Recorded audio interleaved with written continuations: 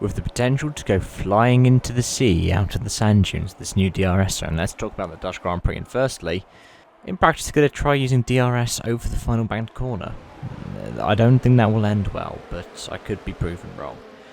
It really depends on how well these ground effect cars, do ground effect things, how flexible the non-flexi floors are, how adaptable the car is, and how much it would react to that change in drag reduction over the rear wing. Because the last thing we want to see is another Indy 2004, or even worse, an Indy 2005.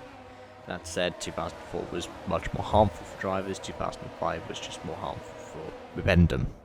But you get my point. In an ideal world, we won't have any kind of DRS.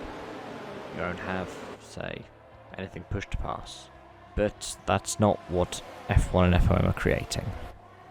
And one of the things that Reigning World Champion Max Verstappen talks about, and I think everybody's talking about in the paddock, the cars are too big and too heavy and they can't follow. They got a bit better with this generation, but they're not great still. If you want wheel-to-wheel racing, well, you go to Formula E, or the tin tops.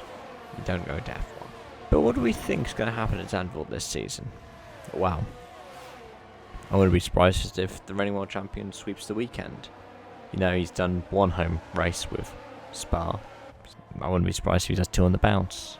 But at the same time, I'm just hoping that the fans won't, make the entire track sit in an orange haze. That kind of behaviour is just like, I don't know, it doesn't seem that entertaining, it doesn't seem that kind, and it's a bit dangerous for the driver trying to drive through like a plume of smoke. So I hope if anybody does that and it goes over the track that we had last season as a red flag, that's probably the best way to treat it. Elsewhere, I guess a lot of questions will be on what Mercedes does, because we were seemingly expecting them to recover last weekend at Spa, but obviously they didn't. We ended up with the DNF for Lewis, and whilst George was still showing some pace, it wasn't like they'd caught up to Red Bull and Ferrari in the way that they'd been expected to.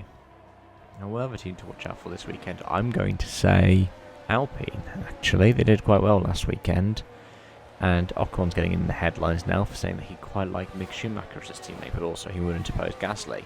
So, deal with that as you will. Thank you so much for watching. I hope to see you around. Bye for now.